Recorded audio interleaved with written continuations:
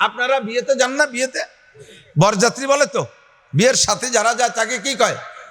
আরে বর তো যায় বউ আনতি, সাথীরা যায় কীর্তি, নির্ভেজাল খাতি যায়। তাই তুমি যত লজ্জা শরমের কথা কও না কেন, এই জায়গায় লজ্জা শরম করার কায়দা নেই, মুখ মুছার উপায় নেই, সাথীরা যায় খাইতে। তো বর ছাড়া যদি খালি যাত্রী যায়, ওকে খাতি দেবে? আমাদের ওই জায়গার এক বিয়েতে যাত্রীরা সবাই রেডি হয়েছে 4-500, বর কাশি হয়েছে, ধান কাটা কাশি না, এক কাশি নিয়ে মাঠের দিক যাচ্ছে বিয়ের সময়। তোর আলো বিয়েতে তুই কোন দিক যাইস? কয় আমার আলো পাট কাটতে হবে, মাইজে বাইরে নিয়ে যাও। ওর পাট কাটতে হবে খেতে, ওর বিয়েতে মাইজে বাইরে নিয়ে যেতে। মাইজে ভাই মেয়াবাইয়ের বাপরে নিলিও কি খাতি দেবে? বর পাট কাটা হোক আর ধান কাটা হোক, বরকেই নিতে হবে, ঠিক না? 500 লোকে খানা খায়, বরযাত্রী 500 লোকে খানা খায়, ওসিলা হলো বর, ঠিক কিনা?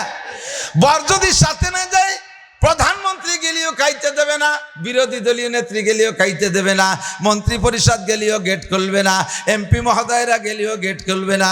বর যেমনই হোক তার সাথে যাওয়া লাগবে। বরের ওসিলায় 500 মানুষে খায়। ও দোস্ত, আল্লাহ হযরত উসমান গনি রাদিয়াল্লাহু তাআলা আনহু বলেন, দুনিয়ায় যত মানুষে খায়, যত মখলুকে খায়, এই সব মখলুক হলো যাত্রী, আর মুসলমানরা হলো বর।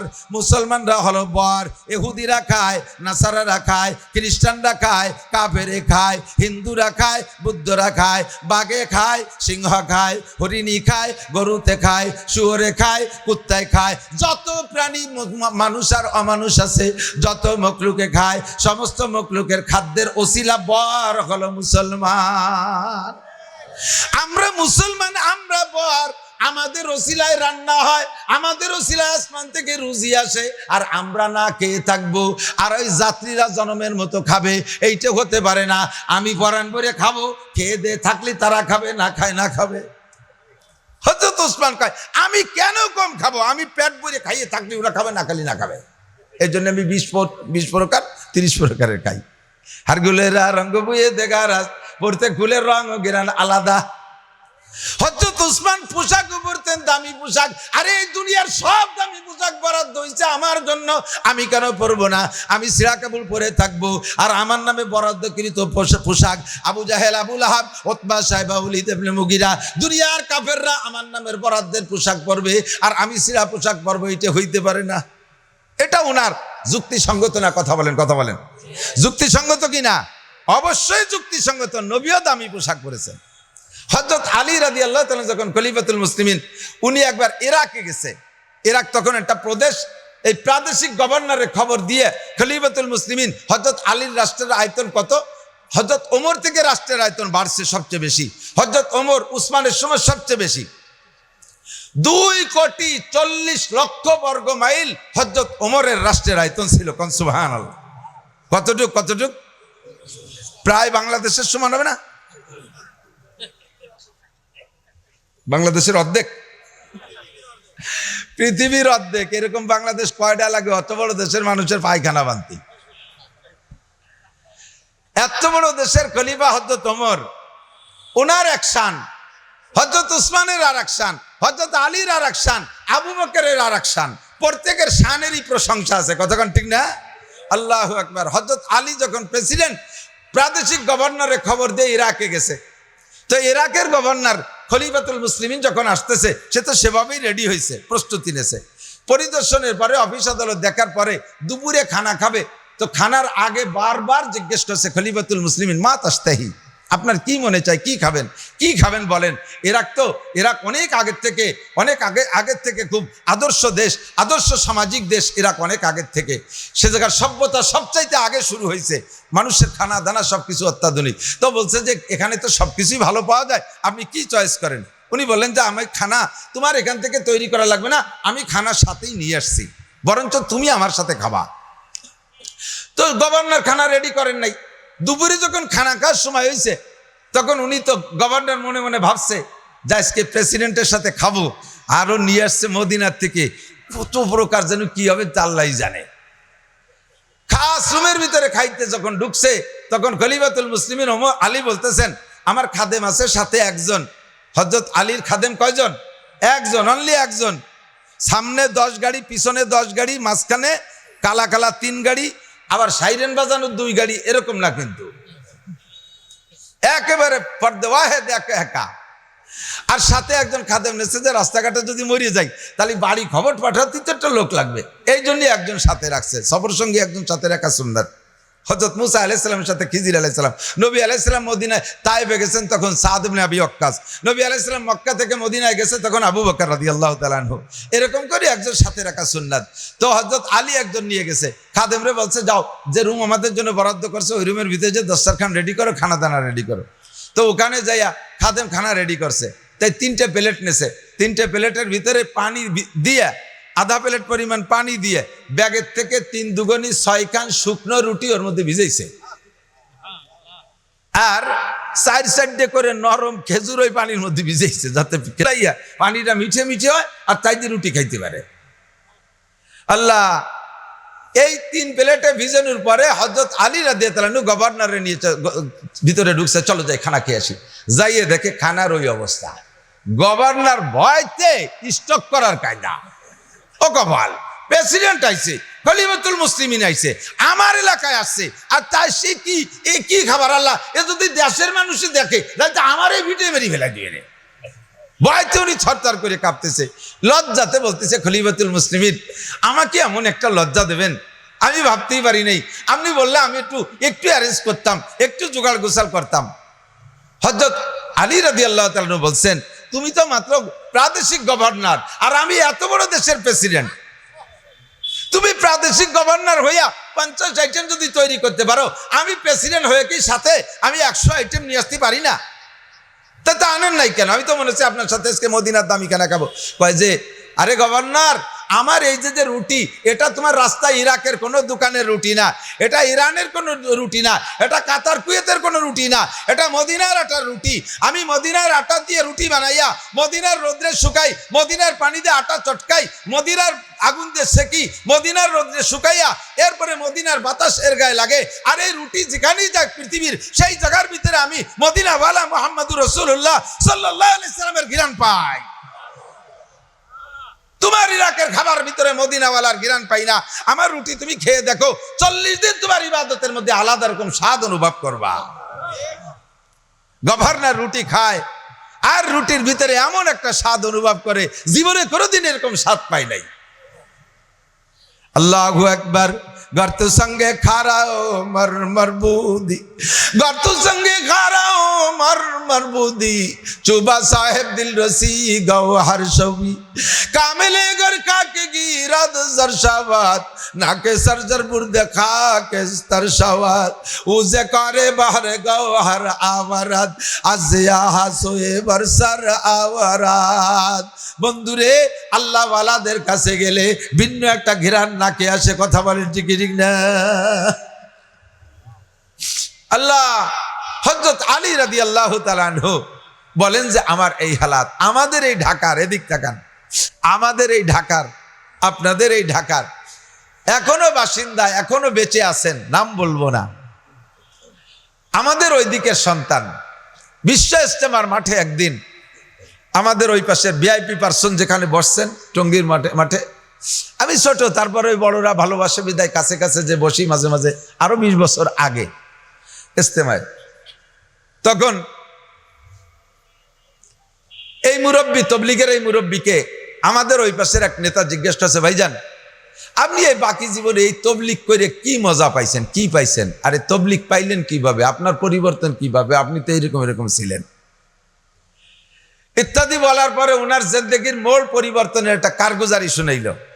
উনি বলেন, আমি বাংলাদেশের এমন এক ডিপার্টমেন্টের সিনিয়র অফিসার ছিলাম, আমার উপরে একমাত্র প্রেসিডেন্টকে ছাড়া আমার আর স্যার বলার জায়গা ছিল না। আমার উপরে বাংলাদেশ প্রেসিডেন্টরাই আমার স্যার বলতে হবে, তাই ছাড়া আর কেউ আমার স্যার বলা লাগতো না, সবাই আমাকে স্যার বলতো। ফ্যামিলির সদস্য 4 জন, স্বামী স্ত্রী 2 জন, ছেলে মেয়ে 2টা, 4 সদস্য, 4 জনের 4টে তৎকালীন দামি গাড়ি, কের গাড়িতে কেউ চড়ি না। যদি কের নিজস্ব গাড়ি ট্রাভেলও দেয়, রিক্সায় যাবো তবু আর একজনের গাড়িতে চলবো না, এটা আমাদের আত্মমর্যাদার হানি হয় তাতে। এভাবে 4 গাড়ি, প্রত্যেকেরই তো আলিশান ব্যবস্থা। আজকে অফিসে যাব, সকালবেলা যার যার গাড়ি নিয়ে প্রত্যেকে বেরোয় গেছে, আমি একটু পিছিয়ে পড়ে গেছি। পিছে পড়ার পরে আমি পিছে যে আমার গাড়িতে স্টার্ট দিতে বলছি ড্রাইভারকে, ড্রাইভার স্টার্ট দেয়, স্টার্ট নেয় না। গাড়ির আদ্যপান্ত সব জায়গা চেক করছে, কোনো জায়গা কোনো ত্রুটি নাই, আবার স্টার্ট নেয় না। আল্লাহু আকবার। স্টার্ট যখন না নেয়, এদিকে ধীরে ধীরে অফিস টাইম শেষ হয়ে যাচ্ছে। আমি বললাম যে এই তুমি গাড়ি ঠিক করে, মিকার ডেকে গাড়ি ঠিক করে আমাকে আগায় নিয়ে এসো, আমি আপাতত রিক্সায় যাই, অফিস টাইম হয়ে গেছে। গেটের থেকে বাইরে বের হয়ে আইসা রাস্তার ডান বামে দুই দিক তাকাইলাম, বাম দিক তাকায় দেখি একটা রিক্সা আসতেছে। রিক্সাওয়ালাকে হাতছানি দিলাম, রিক্সাওয়ালা আমার কাছে এসে দাঁড়াইলো। রিক্সাওয়ালার মাথায় দেখি বড় একটা পাগড়ি, গায়ে তার লম্বা একটা জুব্বা, রিক্সাওয়ালার হাতে হ্যান্ডেলের সাথে একটা তসবি, ডান হাতে হ্যান্ডেল ধরা আছে, সঙ্গে একটা তসবি ধরা আছে। আমি বললাম বাবা আমাকে আমার অফিসে নিয়ে যাইতে পারো? কয় জি স্যার ওঠেন। আমি বললাম কয় টাকা চাও? কয় স্যার যা দেন। উঠে বসলাম, এবার রওনা দিল রিক্সা নিয়ে। প্রত্যেকটা কদম মারে আমি দুই দিক লক্ষ্য করি, প্যাডেলের দিক লক্ষ্য করি আর হাতের দিক লক্ষ্য করি।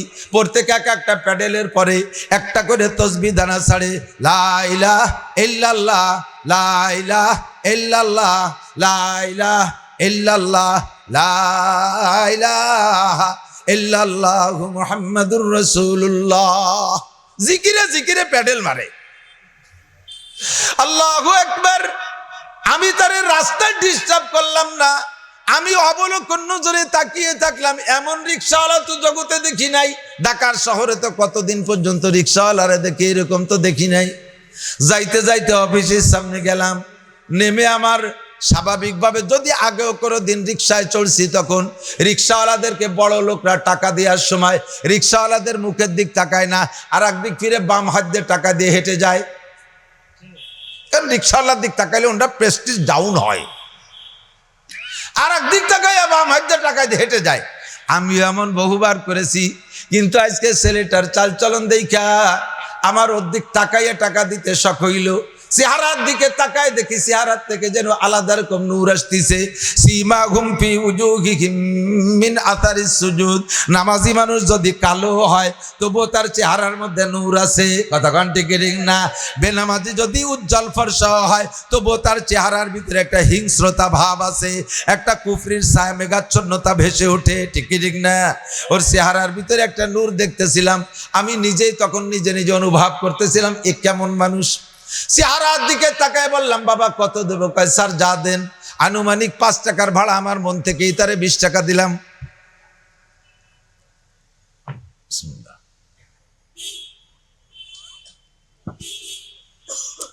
কৌতূহল জাগলো, জানবো তোমার নামটা কি? বাবা তোমার নাম? কয় স্যার আব্দুল সালাম। নাম কি? আব্দুল সালাম। অফিস এখনো খোলে নাই, তালা খোলে নাই, বাইরে দাঁড়ানো, খুলবে ভাব। এর ভিতরে সুযোগ পাইলাম, এর সাথে একটু খোঁজ গল্প। নাম কি? আব্দুল সালাম। তুমি কেমন আছো আব্দুল সালাম? কয় স্যার কিভাবে শুকর আদায় করবো বলে বুঝতে পারতেছি না।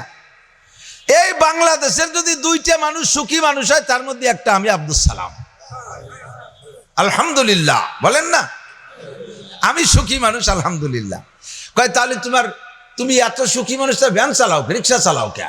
স্যারের ধারণা যে সুখী হতে হলে শিল্পপতি হওয়া লাগে, সুখী হতে হলে 10 তলা বাড়ির মালিক হওয়া লাগে, সুখী হতে হলে ব্যাংক ব্যালেন্স মোটা থাকা লাগে, সুখী হইতে হলে মার্সিডিজ গাড়ি লাগে, সুখী হইতে হলে পারাডো বাজারও গাড়ি লাগে।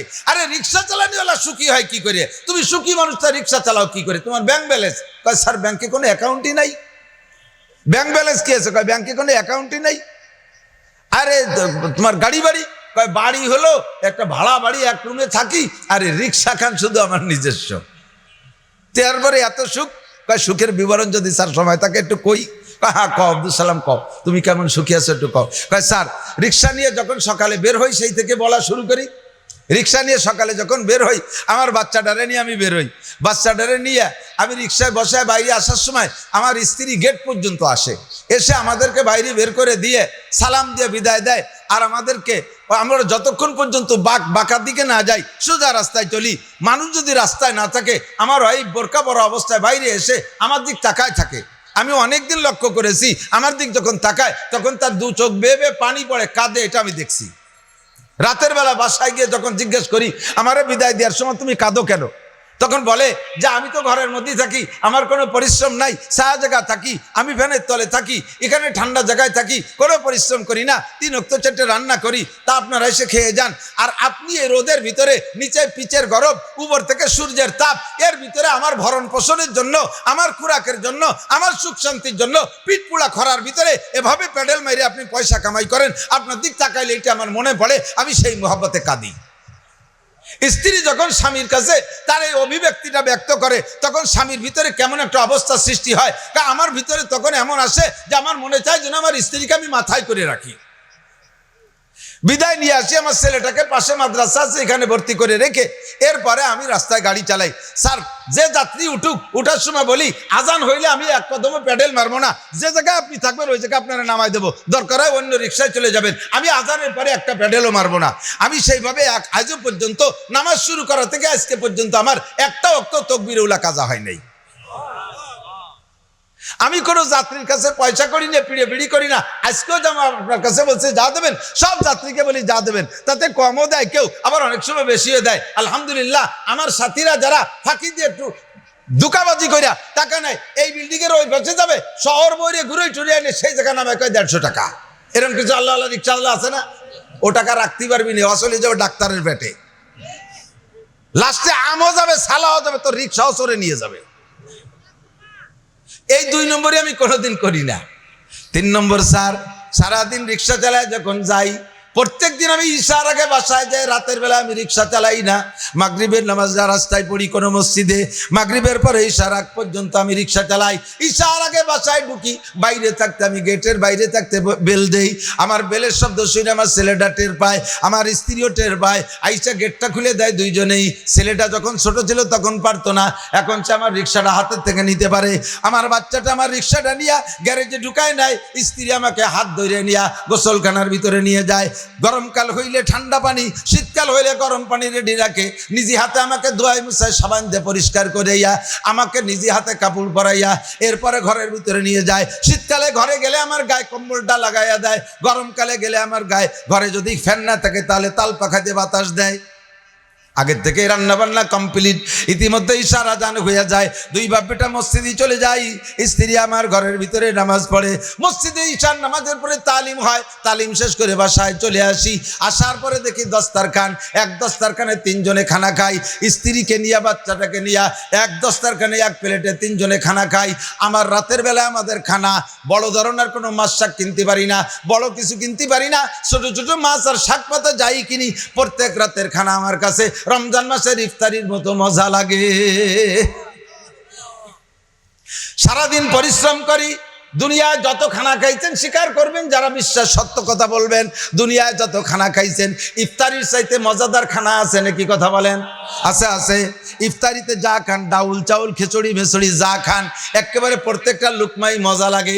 কারণ দুনিয়ায় যত তরকারি আছে, যত খাবার আছে, তার মধ্যে যেমন ইফতারি শ্রেষ্ঠ খাবার, দুনিয়ায় যত তরকারি আছে তার মধ্যে সবচাইতে শ্রেষ্ঠ তরকারির নাম হলো ক্ষুধা।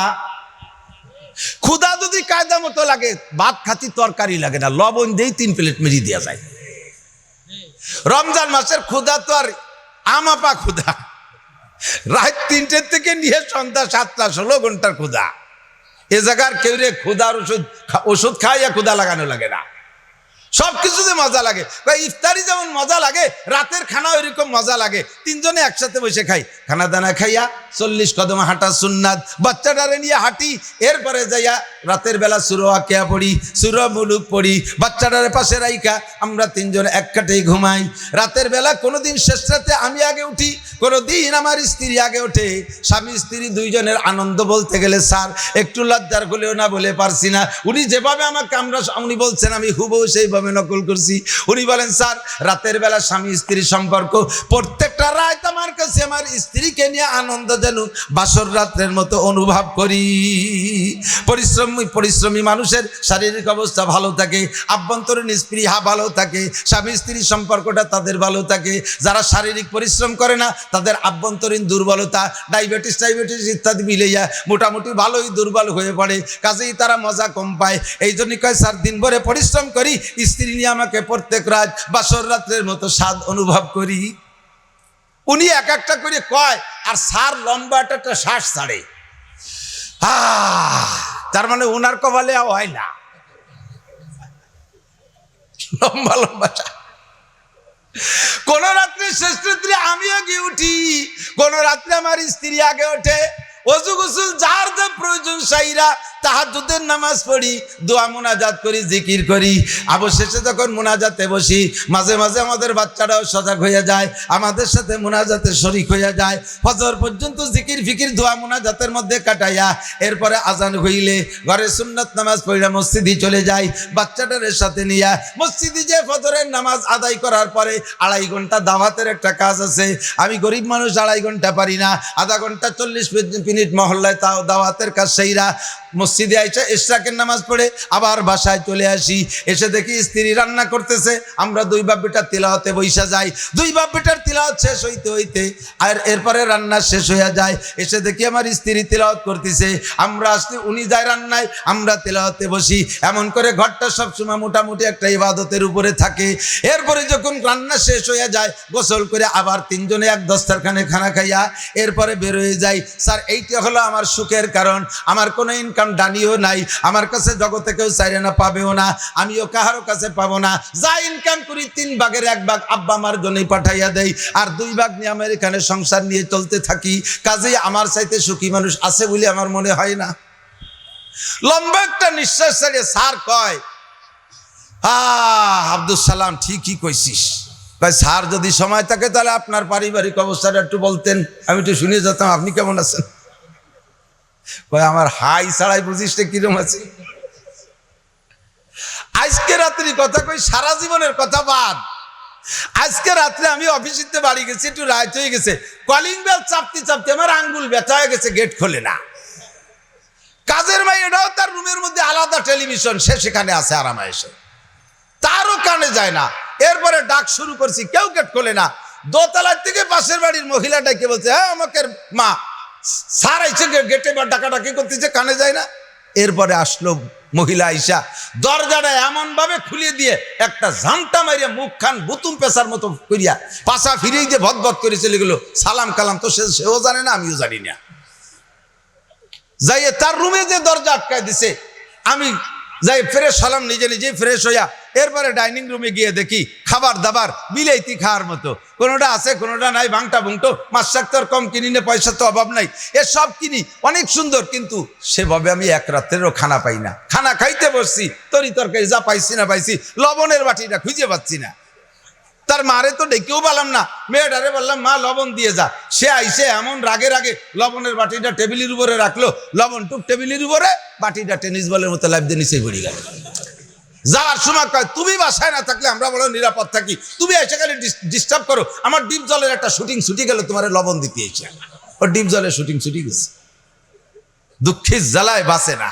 তাই আব্দুল সালাম জ্বলন্ত আগুনে জ্বলতেছি দুনিয়ায়, কোটি কোটি টাকা, বড় বড় বিল্ডিং এর মধ্যে কোনো সুখ শান্তি নাই। সত্যি আব্দুল সালাম তুই দুনিয়ার জান্নাতে আসিস। ও আব্দুল সালাম, মাসে 30 রাতের ভিতরে বহু রাত্রে স্ত্রীর পাশে, স্ত্রীকে পাশে পাইতে ইচ্ছা হয়, তাও পাই না সব রাত্রে। আজকেও মনে চাইছিল স্ত্রী যদি কাছে আসতো, কোনো মতো তার দরজা খুলাতে পারলাম না। সুবহানাল্লাহ, একটু কর না আরো জোরে। আর যদি দেশে ট্রান্সজেন্ডার বাস্তবায়ন হয়, তালি আর কিছু পাবা না, আল্লাহ বাসালি, ঠিক না? আল্লাহ হেফাজত করুক না, আমিন। কয় আব্দুল সালাম তুমি এই সুখের সন্ধান পাইলে কোথায়? কয় স্যার সময় আছে যদি তাই তাহলে কয়ে যাই। তো বলা শুরু করলো, স্যার আমি ছিলাম এমন গাঁজাখোর, এমন উড়োটে ভাদামিয়া, আমি একদিন রিক্সা চালাইয়া 3 দিন চালাইতাম না, ওই যে তাস খেলতাম। টাকায় কম পড়ে গেলে বউরে পিটাই বলতাম তোর বাপের বাড়িতে টাকা এনে দে। এই মারামারি দাঙ্গা হাঙ্গামার মধ্যে সংসার চলতো। এই মায়ের খাইতে খাইতে বউটার পিঠ লাল হয়ে গেছে। তাকে আল্লাহ তাআলা কি বুঝতেছে জানি না, একদিন রাত্রে আমার পা জড়ায় ধরে বলতেছে, তুমি আমার স্বামী, আমি তোমার স্ত্রী, তোমার পায়ে ধরে বলি তুমি আল্লাহর রাস্তায় একটা চিল্লে দিয়ে আসো। লাথি দিয়ে ফেলাই দিছি, টাকা নাই পয়সা নেই, বাংলা যা কর দরকার কইছে, চিল্লে ফাটাতে যায় আমারে। আবার ধরছি পা, আবার লাথি, আবার ধরছে পা, 3 লাথির পরও আইছে পা ধরছে। তখন আমার মনটা নরম হইলো, আরে আমি চিল্লে গেলি তো ওর কষ্ট হবে, ও আমার সাথে সাথে চিল্লে পাঠাই কে? নিশ্চয় এর ভিতরে কোনো উদ্দেশ্য আছে। তো বললাম যে সিল্লে যাব, টাকা কই? আমার আব্বার কাছ থেকে এনে দিচ্ছি, আমার আব্বার কাছ থেকে টাকা এনে দিচ্ছি। সকালবেলা যাইয়া ওই মহিলা বাপের বাড়ির থেকে টাকা আইনা, বাপও ঢাকায় থাকে, সেও রিক্সা চালানো গরিব মানুষ, তার কাছ থেকে 1 চিল্লার টাকা আইনা আমারে দিয়ে নিজে হাতে একটা রিক্সায় করে কাকরাইল পৌঁছে দিছে। হযরত মাওলানা আব্দুল আজিজ সাহেব রহমাতুল্লাহ আলাইহি তখন বড় হুজুর, হযরতের কাছে আমার কাছে দিয়ে চলে আসছে মহিলা। আমি 1 চিল্লায় চলে গেছি, 1 চিল্লায় যাইয়া 3 চিল্লা দিয়ে আসছি। চিল্লার পরের থেকে আমার জিন্দেগির মোড় এভাবে ফিরে গেছে। কন্যা সুবহানাল্লাহ, আল্লাহু আকবার। এবার স্যার কয়, আব্দুল সালাম সত্যি যদি তাই হয় তাহলে আমাকে একটু, সত্যি যদি তাই হয় তাহলে আজকে সকালে গাড়িতে উঠি নাই, দিনের মধ্যে গাড়িতে উঠবো না, আজ বৃহস্পতিবার আব্দুল সালাম, আজকে সকালেও তোর গাড়িতে, বিকেলেও তোর গাড়িতে উঠবো, অফিস ছুটি হয় এই টাইমে, তুই একটু রিক্সায় করে আমারে কাকরাইল নিয়ে যাবি। আমি একটু কাকরাইল যাই, দেখি শান্তির সন্ধান পাই কিনা। এবার জাস্ট টাইমে আব্দুল সালাম চলে আসছে গাড়িতে করে নিয়ে। আব্দুল সালাম আমাকে কাকরাইল নিয়ে যখন গিয়েছে, উনি বড় অফিসার, কাকরাইল তো অনেক অফিসারদেরও অবস্থান আছে, বিভিন্ন অফিসিয়ালরা যায় সেখানে। বৃহস্পতিবারে দিবাগত রাত্রে আমারে দেইকা সব অফিসারের চোখ ছানা বড়া হয়ে গেছে। আল্লাহু আকবার। ইনি আসছেন কোন জায়গা থেকে, কি পথ বলি আসছে নাকি কাকরাইল এলাকায় কোনো বিপদে ফেলানোর জন্য আসছে। সবাই যে মুসাফা করিয়ে ভিতরে নিয়ে বসাইলাম, জীবনের প্রথম মাগরিবের নামাজ, অজু বানাতে দিশে পাই না, আগে দুইছি পাও। আর দেখা দিকে যে যা করে তাই করি, সব জায়গায় এলোমেলো হয়ে গেল। মোটামুটি যা পারলাম কইরা মাগরিবের নামাজ পড়লাম, নামাজের পরে বয়ান শুনলাম, বয়ানের পরে শেষ দিক যে তশকিল হইল, 3 দিনের তশকিল, তাও 3 দিনের নাম লেখাই দিলাম। দেখি আব্দুল সালাম কইছে যাতা পাই কিনা, সত্যি শান্তি আছে কিনা। এবার আব্দুল সালামের কথা মতো 3 দিন তশকিল হয়ে গেলাম।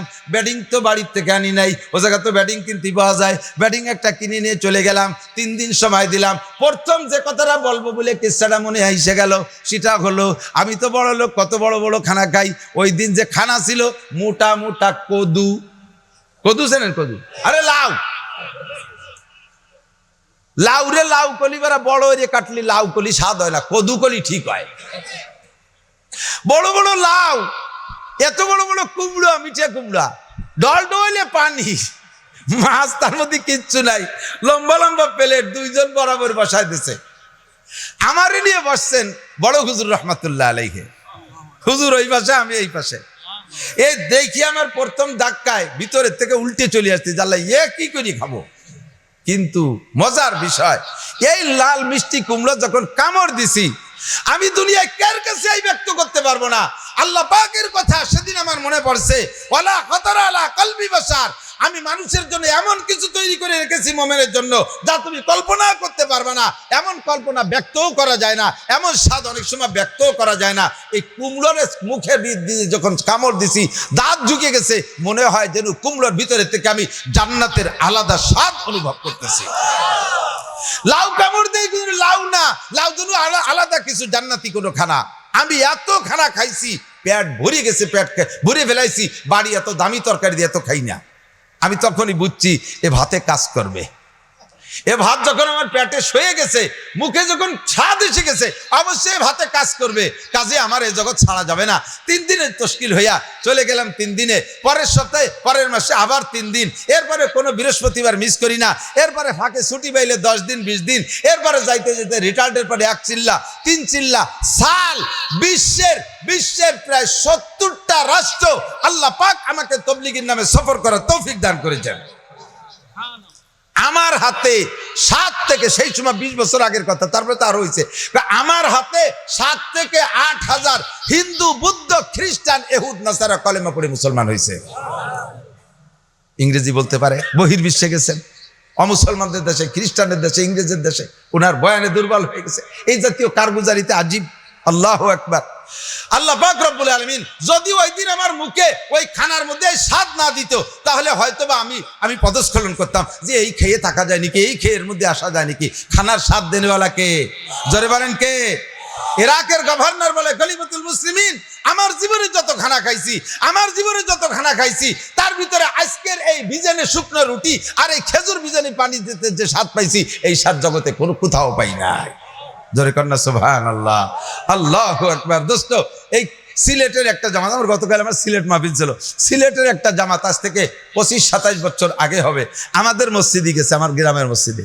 ওর ভিতরে একটা লোকরে দেখলাম, এই ওয়াজের দিকে যাবো, কষ্ট হচ্ছে আপনাদের? বিসমিল্লাহ।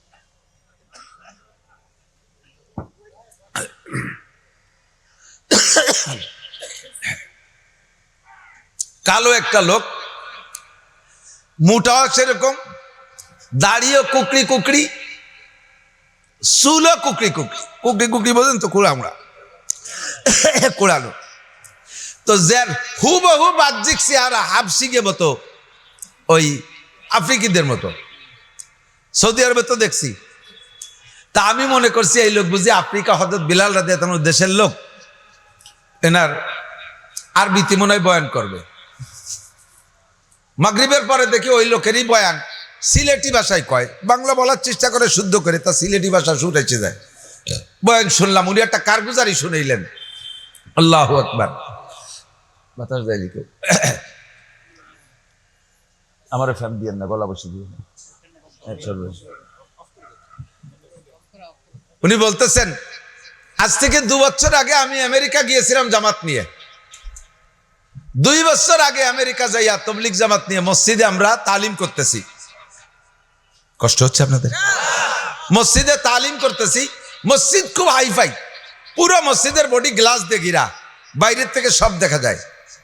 তো দিনের বেলা যখন তালিম করতেছি, তালিমওয়ালাদের হালাত খেয়াল করছে কিনা আমি জানি না, যখন তালিমে বসে একজন পড়ে, বাকি কজন শোনে, সব কজন আবার শোনে না, মাঝে মাঝে 2-1 ঘুমোয়, ফাঁকে ফাঁকে ঘুমোয় না, জিমে, এ দেশেও জিমে, ও দেশেও জিমে, কারণ জিম তো এক দেশের জন্য না, সারা দেশের জন্য, সব জায়গায় জিম ভাগ হয়ে গেছে।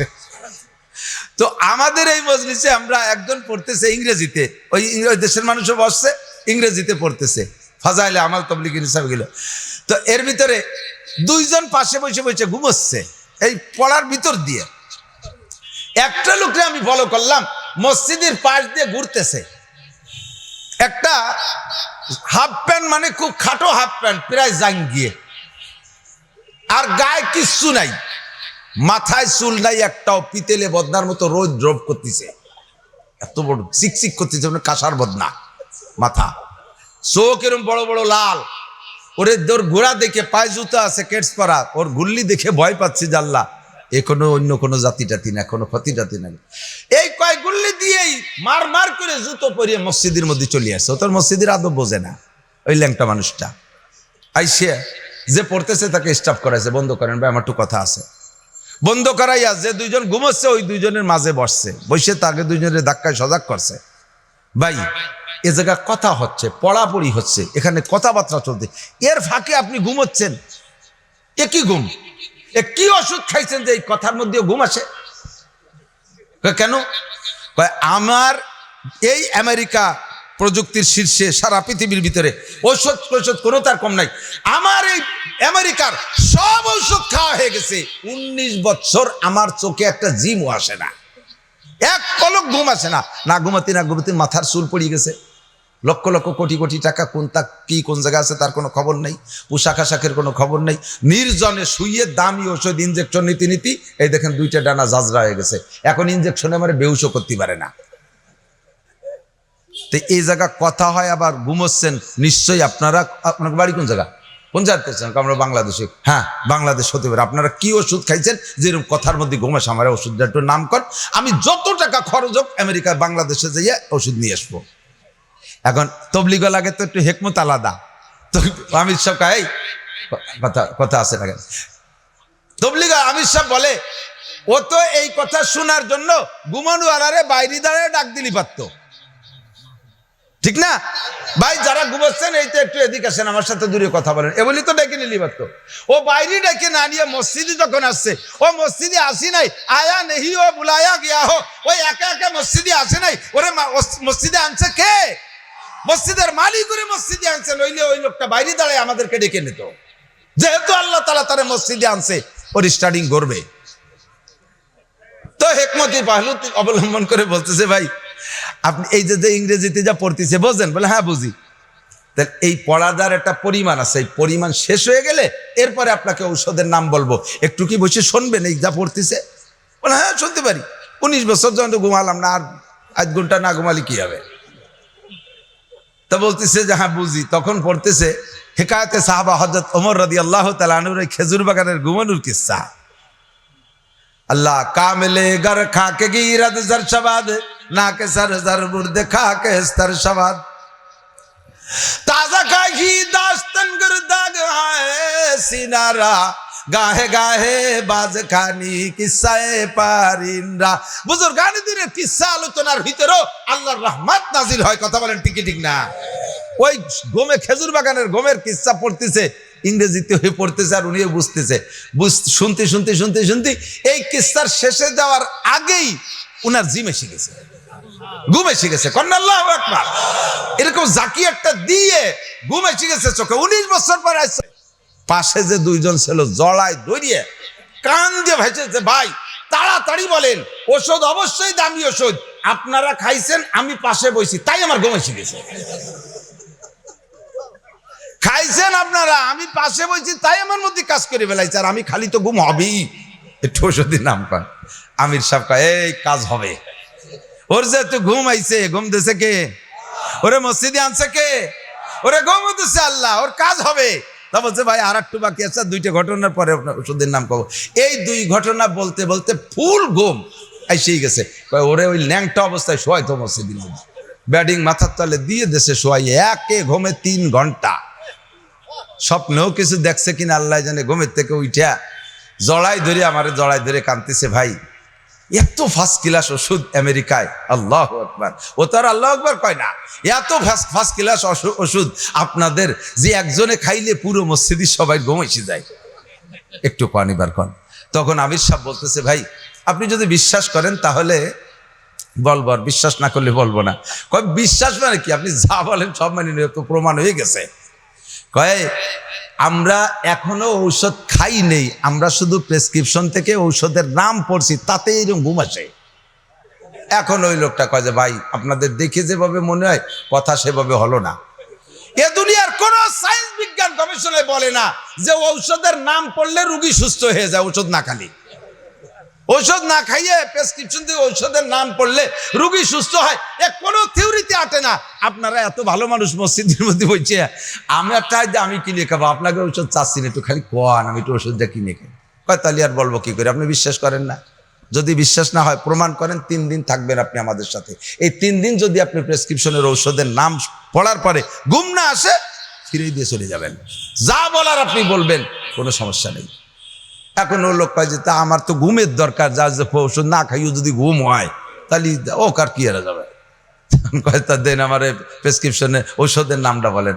কয় যে ঔষধের নাম পড়তে এই পোশাকে এই অবস্থায় হয় না, কারণ কাফেররে মোমেন বানাতে হলে আগে কলেম গোসল করানো লাগে। ওর জীবন ভরে ফরজ গোসল বাকি রয়েছে না।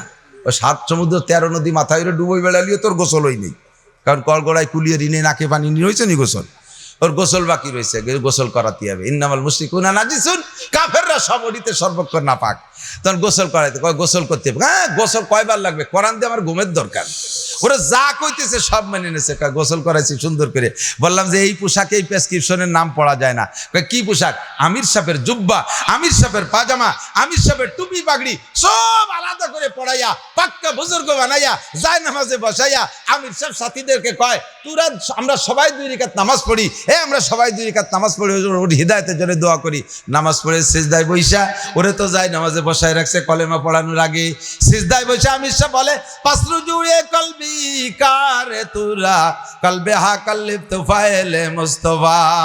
ও আল্লাহ, সূরাত পরিবর্তন করার দায়িত্ব আমার, সিরাত পরিবর্তন করার দায়িত্ব তোমার, ল্যাংটা থেকে পোশাক পরানোর দায়িত্ব আমার। আমি ল্যাংটা থেকে পোশাক পরাইছি, নাপাক থেকে পাক করার দায়িত্ব আমার। আমি তারে গোসল করায় পবিত্র করে নিয়ে আসছি। ল্যাংটা থেকে পোশাক পরানোর দায়িত্ব আমার, আমি তারে করেছি। অন্য দিক থেকে ফিরায় কিবলামুখী করার দায়িত্ব আমার, তা আমি করেছি। ওরে মদ গাজার আড্ডা থেকে উঠাইয়া যায় নামাজে বসানোর দায়িত্ব আমারে দিয়ে পাঠাইছো, আমি সব করেছি। কলবের মালিক আমি না, কলবের মালিক তুমি আল্লাহ। আল্লাহুম্মা কাল্লিব কলবাহু, আল্লাহ তুমি তার দিলকে পাল্টাইয়া দাও। নাই যায় নামাজে বইসা সবাই দোয়া করে মুনাজাত করে আইসো, লোকটারে পড়াই দিয়েছে তরজমা বুঝাইয়া, বলো লা ইলাহা ইল্লাল্লাহ মুহাম্মাদুর রাসূলুল্লাহ। এই হলো আমাদের ঘুমের ঔষধ। ও লোকরে বুঝায় পড়ায় দিছে, ও তো এখনো ভালো করে বুঝে নাই, কিন্তু পড়াইছে আর পড়ছে ঘুমের লোভে, হিদায়াতের লোভে না, জান্নাতের লোভে না, ও ঘুমের লোভে পড়ছে। আল্লাহ পাক তার দ্বারা কাজ নেবে বিদায় তার ভিতরে ক্রিয়া করে ফেলাইছে। এরপরে যখনই তালিমে বসে, যখনই বয়ান শুরু হয়, তখনই ওই লোকের ঘুম আসে। আমির সাহেব একজন খাদেম নিযুক্ত করে দিয়েছে, ওরে ওয়াজ শোনানোর দরকার নাই, ওরে বয়ান শোনানোর দরকার নাই, ওরে ঘুমাইতে দাও, আগে সুস্থ হোক। 3 দিন সাথে রয়েছে, যতবার বয়ান আর তালিম হয় ততবারই তার ঘুম আসে। লম্বা লম্বা ঘুম দিয়া 3 দিন পরান পরে ঘুমাইয়া 19 বছরের ঘুমের কাজা কাফারা সব আদায় হয়ে গেছে। এখন লোকটা চেহারা পাল্টে গেছে, স্বাস্থ্য শরীরের মধ্যে শক্তি এসে গেছে, মাথার ভিতরে প্রশান্তি এসে গেছে, চক্ষু তার শীতল হয়ে গেছে, সব কিছু মিলে ভালো লাগতেছে। এবার আমির সাহেবের গলা জড়ায় ধরে কাঁদতেছে আর কয়, ভাই আমাদের আমেরিকায় বিশ্বের সর্বশ্রেষ্ঠ প্রযুক্তি তৈরি হয়, এখানে যা কিছু আবিষ্কার হয় আমরা সারা দুনিয়ার মানুষের কাছে পৌঁছাইয়া দেই, তোমাদের বাঙালিদের কাছে, বিশ্বের মুসলমানদের কাছে। এত দামি দামি ঔষধ, দেশের হাজারো লাখ মানুষ ঘুমের অভাবে মারা যাচ্ছে, শুধু একটু কলেমাটা পড়াই দিলে তারা শান্তিতে একটু ঘুমাইতে পারে। তোমরা কৃপণতা করে সে কলেমা শুধু নিজেরা পড়ো, আমাদের কাছে পৌঁছাইয়া দাও না। আর এই কলেমার অভাবে মানুষ কাফের হইয়া জাহান্নামে যাবে। আমরা কিয়ামতের ময়দানে তোমাদের নামে অভিযোগ করব, মামলা করব। আল্লাহ, মুসলমানরা কেন আমাদের কাছে কলেমা পৌঁছাইল না? ভাই বসেন, আমার বাড়ির সব সদস্যের একই অবস্থা, সব সদস্যের একই অবস্থা। ওই লোক তো বাড়ি থেকে বেরোয় আইছে ল্যাংটা, এখন ওই দিন বাড়ি চলে গেছে, বাসায় গেছে জুব্বো পাগড়ি পরা। ও বাড়ি ঢোকার সাথে সাথে বাড়ির সব উল্টো পাল্টে দৌড়ই সারিয়ে জঙ্গি আইছে। জানে যে তালেবানরা পাগড়ি ভরে, জঙ্গি, তালেবানের নাম কি? জঙ্গি। ও পিছনে রাখে, কয় যাইস না, আমি পরিচয় দিয়ে সুন্দর করে বুঝে শুনে কয়, তোমার এই হালাত কেন? কারে যদি ঘুমোতে চাস, মসজিদি ডাক্তার আইছে বাংলাদেশের থেকে 12 জন, ঘুমাইতে চাইলে আয়। বাস্তব বুঝাই দিয়ে নিয়ে আসছে পুরো ফ্যামিলি ওই দিনের মধ্যে মুসলমান। আল্লাহু আকবার। উদু ইলা সাবিলি রাব্বিকা বিল হিকমাতি ওয়াল মাউইজাতিল হাসানা। এরপরে ওই লোক বলতেছে, 2 বছর হলো আমি আমেরিকা থেকে আসছি, ওই লোকের সাথে আমার সবসময় ফোনে টেলিফোনে যোগাযোগ। আল্লাহু আকবার। ওই লোকের মেহনতে, তার তশকিলে, তার কলোনির 2 পাশে যত মানুষ ছিল সব মুসলমান হইয়া গেছে। ওই মহল্লায় মসজিদ ছিল না, নিজে একটা মসজিদ বানাইছে। আল্লাহ পাক তারে এখন সেই মসজিদের ইমামও বানাই দিছে। কাবেলে গার কাকে গিরাদ জারশাবাদ না কে সারজার মুর্দে খাকে তারশাবাদ। যোগ্য মানুষের কাছে, যোগ্য মানুষের হাতের মধ্যে যদি ছাইও দেওয়া হয় তা স্বর্ণ হয়ে যায়, আর অযোগ্যের হাতের মধ্যে সোনা স্বর্ণ দিলেও তা ছাই হয়ে বের হয়। কতক্ষণ ঠিক না? আল্লাহু আকবার। আল্লাহ পাক রব্বুল আলামিন আমাদের সকলকে এ দামি দামি সোহবতে দামি হওয়ার তৌফিক দান করে, বলেন আমিন।